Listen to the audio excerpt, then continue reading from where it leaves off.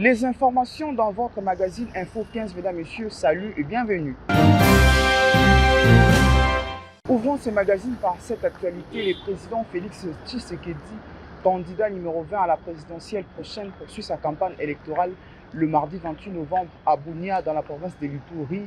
Le président Félix Tshisekedi a tenu un grand meeting où il a appelé la population de ce coin du pays de voter massivement pour lui le 20 décembre prochain. Suivez. Après les grands équateurs, le président de la République, Félix Tshisekedi, candidat à sa propre succession à la présidentielle du 20 décembre prochain, est arrivé le mardi 28 novembre à Bunia, dans la province de l'Ituri, pour battre sa campagne électorale. Au travers d'un grand meeting populaire, le candidat numéro 20, accompagné de sa chère épouse, Denise Nyakeru, a encore pris l'engagement d'augmenter les salaires des forces de défense, de sécurité et de l'ordre, ainsi que de lutter contre le chômage. Est-ce que vous êtes déjà prêt pour le 20 décembre?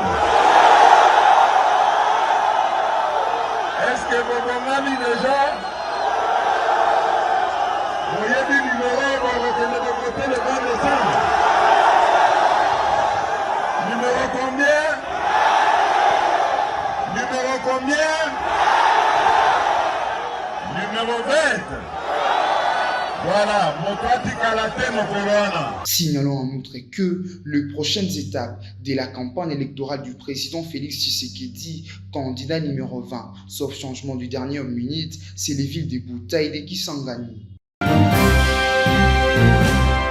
Parlons toujours campagne électorale dans ces magazines. À part Félix Tshisekedi, d'autres candidats présidents poursuivent leur campagne électorale à l'intérieur du pays. Il s'agit de Moïse Katumbi, Martin Fayulu et Denis Mukwege qui sont respectivement dans les provinces du Nord Kivu et de Maniema. Les détails dans cet élément. C'est une campagne électorale atroce pour les candidats présidents de la République. Certains sont dans le Congo profond, en vue de mobiliser leur électorat. C'est le cas de Moïse Katumbi, candidat numéro 3, qui est arrivé le mardi 28 novembre dans la ville de Kindu, où il a tenu un meeting en appelant la population de ce coin du pays de voter massivement pour lui. De l'autre côté, c'est Martin Fayulu qui est arrivé le même jour où il a parcouru les villes de Goma, Beni et Oisha. Partout, le candidat numéro 21 a promis de restaurer la paix une fois élu président de la République. La ville de Beni dans le Nord Kivu a vibré dans les couleurs du candidat numéro 15 Denis Mukwege, déjà très connu dans cette partie du pays pour ses actions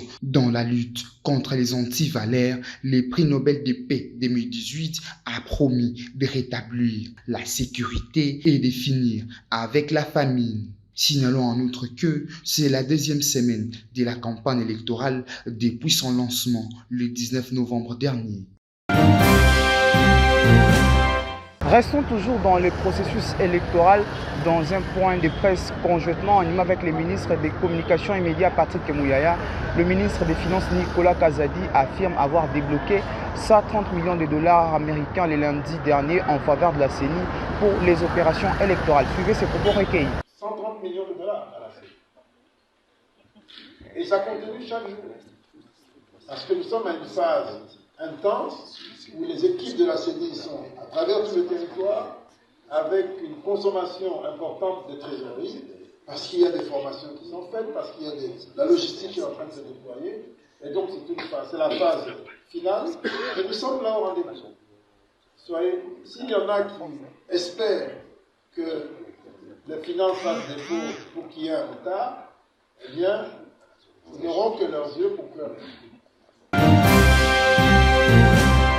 Toujours en ce qui concerne le processus électoral, après les récentes déclarations du cardinal Ambongo professant le doute sur la tenue des élections générales, la Commission électorale nationale indépendante CENI a, dans un communiqué signé le mardi 28 novembre, affirmé qu'il y aura bel et bien les élections le 20 décembre 2023. Suivez. La Commission électorale nationale indépendante CENI a, dans un communiqué publié le mardi 28 novembre dans la soirée, réagi face aux récentes déclarations du cardinal Fridolin Ambongo qui, lors d'une allocation aux jeunes catholiques le dimanche dernier, avait émis des doutes sur l'organisation des élections le 20 décembre prochain. De ces faits, la centrale électorale électorale juge inopportune, incendiaire et non constructive cette déclaration. Elle la considère comme un procès d'intention qui est de nature à démobiliser les parties prenantes engagées dans le processus électoral, de saboter tous les efforts fournis par la CENI pour tenir les échéances électorales dans les délais constitutionnels et de s'aimer la confusion et la diffusion. Par conséquent, la CENI rassure à l'opinion publique que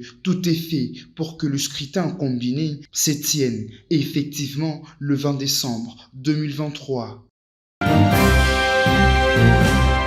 Et si on poursuivait ce journal avec cet élément, un réseau de 4 individus fabricateurs de fausses cartes d'électeurs à Kinshasa a été démantelé par la police nationale congolaise suite à la plainte introduite par la Commission électorale nationale indépendante. Les détails. À la suite d'une plainte introduite par la Commission électorale nationale indépendante CENI, la police nationale congolaise a mis la main sur 4 individus, dont 3 policiers appartenant à un réseau de producteurs de fausses cartes d'électeurs. Au nombre des personnes arrêtées au sujet du dossier de production de fausses cartes d'électeurs à l'antenne de la CENI Gombe figure le nommé Papi Nyantim Polo qui exerçait en tant qu'agent temporaire de la centrale électorale. Il avait pour complice 3 policiers, à savoir les brigadiers chefs Nzuzi Kinzunga Njoli, Séraphin Mwanda Mwangala et Gloire Mbalaluyeye. Papi Nyantim Polo, informaticien de son état, a réussi à mettre en place un réseau de faussaires qui passait par ses soins pour parvenir à leur fin. Il en produisait autant que possible à sa résidence 6 au numéro 30, avenue Kimpemba, quartier 3, dans la commune d'Njili. Il est important de souligner que les électeurs porteurs de ces fausses cartes fabriquées avec les moyens des bords seront incapables de voter le 20 décembre prochain.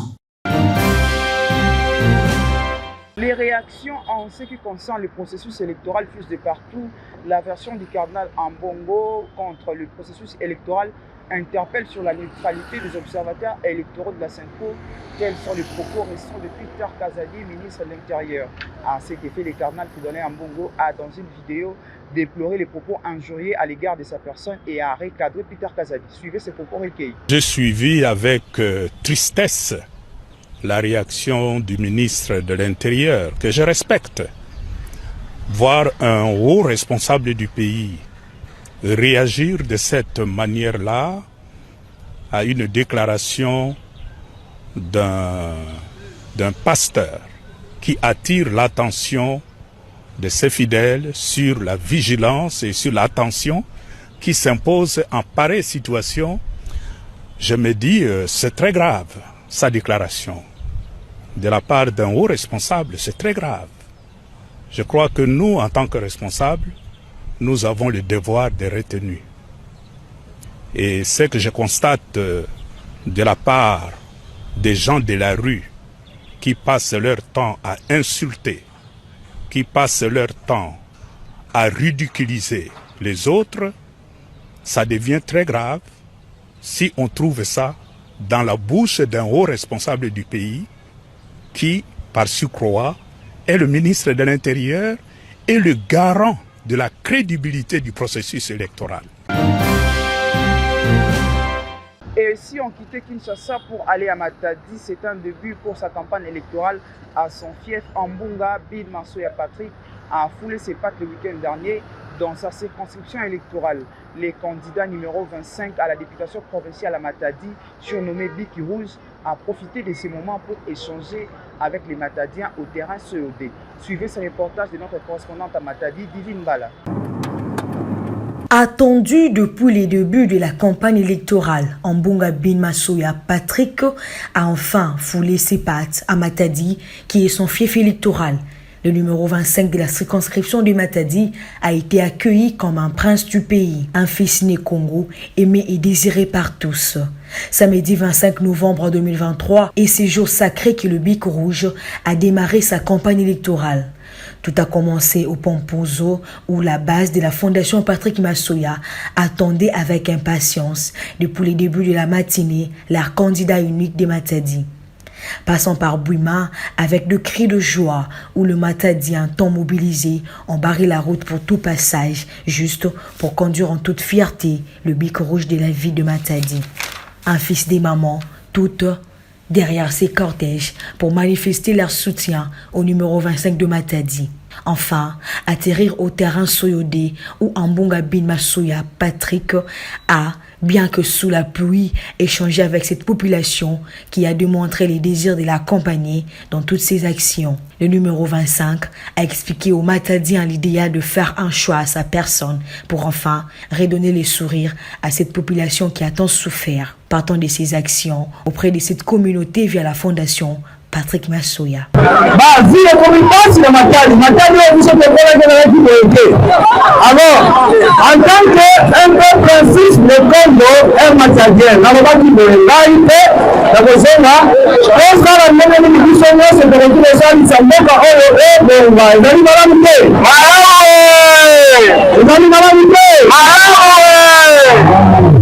Alors, ceux qui ne passent pas une chance, une chance, il y a un candidat à la député provincial, même un candidat dans le municipal, dans le municipalité. Marie Patrick, on a besoin de nous, c'est pour la deuxième fois dans le et de bénéficier d'un peuple de Congo, d'un peuple matériel, pour la bonne jury de notre vie. De but avec ampleur qui détermine la réussite de sa campagne électorale, qui n'a qu'une validité d'un mois, soit du 19 novembre au 18 décembre 2023, tel indiqué par la Commission électorale nationale indépendante.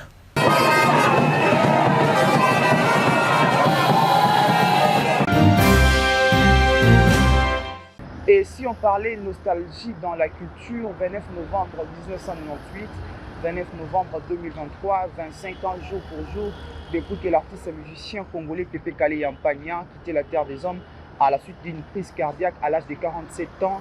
Un artiste ne meurt jamais, ses souvenirs et ses chansons demeurent. Suivez. Il y a de cela 25 ans, jour pour jour, depuis que l'artiste et musicien congolais Pépé Kalé Yampagna a tiré sa révérence le 29 novembre 1998 suite à une crise cardiaque. Né à Kinshasa le 30 décembre 1951, Pépé Kalé est un auteur-compositeur de plusieurs titres à succès, notamment Nina, Magali, Moïbi, Gérant, Monano, Mamale Kindaya, pour ne citer que celle-là. Pépé Kalé fut le leader charismatique de l'orchestre Empire Bakuba, un groupe de soukous influents au Zaïre qu'il a cofondé avec ses coéquipiers, à savoir Papi Texte et Dilou Mona en 1972. Surnommé l'éléphant de la musique congolaise pour sa grande taille avoisinant les 2 mètres et son poids autour de 150 kg, Pépé Kalé a pu travailler au cours de sa carrière avec notamment Papa Wemba Lutumba Simaro ou encore Billy Abel. L'artiste ne meurt jamais. Parlons sport dans ces magazines, les préparatifs de la phase finale de la Coupe d'Afrique des Nations Côte d'Ivoire 2024 et les derniers tours des éliminatoires de la CAN féminine Maroc 2024 étaient au centre des échanges entre les ministres des Sports et Loisirs François-Claude Kaboulou Mwana Kaboulou et les membres du comité de normalisation de la FECOFA et les sélectionnaires manager Sébastien Desarbres. Les ministres des Sports et Loisirs François-Claude Kaboulou Mwana Kaboulou a échangé le lundi 27 novembre 2023 avec l'équipe du comité de normalisation de la Fédération congolaise de football association, les CONOR en sigle, et les sélectionnaires nationaux de l'OPAR de la RDC, Sébastien Desarbres. Au menu de l'entretien entre les différentes parties, la mise au point sur les différentes questions, notamment le préparatif de la participation de la RDC à la phase finale de la CAN Côte d'Ivoire 2024. L'objet était de faire le point sur différentes choses, notamment la préparation de la prochaine Coupe d'Afrique des Nations, notamment de son stage, donc on a fait le point. D'un côté, le patron des sports congolais a fait le point sur les non-paiements des primes des léopards filles U20 ayant participé aux éliminatoires de la Coupe du Monde Colombie 2024. François-Claude Kaboulou a abordé la question de la double confrontation des léopards dames contre la Guinée équatoriale dans le cadre des éliminatoires de la Coupe d'Afrique des Nations féminines prévues au Maroc en 2024. Et toujours en sport pour clôturer ces magazines, après la circulation d'une vidéo dans laquelle les léopards dames U20 réclamaient leur prime, les joueuses viennent de quitter l'hôtel où elles étaient logées, c'est après avoir perçu $500 de la part de la FECOFA en attendant que le ministre des Finances verse leurs $5 000 de primes. Suivez. Après leur refus de quitter l'hôtel où elles étaient logées suite au non-paiement de leur prime des matchs des éliminatoires de la Coupe du Monde Colombie 2024, les Léopards Dames U20 viennent de percevoir $500 américains de transport de la part de la Fédération congolaise de football association afin de leur permettre de rejoindre leurs toits familiaux en attendant que le ministère des Finances verse les $5,000 des primes. Pour la petite histoire, les Léopards Dames U20 ont été engagés aux éliminatoires de la Coupe du Monde Colombie 2024. Elles ont croisé les reins du cuivre de la Zambie au premier tour. Au match aller le 8 octobre dernier à Lusaka, elles leur ont imposé un match nul, des débuts partout. Au match retour à Kinshasa, les Léopards ont fait l'essentiel, 0 but partout pour se hisser au tour suivant. Chemin faisant, un mois plus tard, elles vont croiser les Hirondelles du Burundi au match aller le 15 novembre. À Kinshasa, les Léopards s'imposent 3-2 avant d'aller chuter au match retour sur la petite note des 0-1, une défaite qui leur a coûté l'élimination. Ça n'est complètement fini pour ce magazine Info 15. Si vous l'avez aimé, dites merci à Gontra Bunga qui a assuré et rassuré. Et nous lançons un vibrant appel à tous les habitants de Matadi de voter les numéros 25 à la députation provinciale Patrick Massoya Binambunga. Quant à moi, je vous dis merci et au revoir.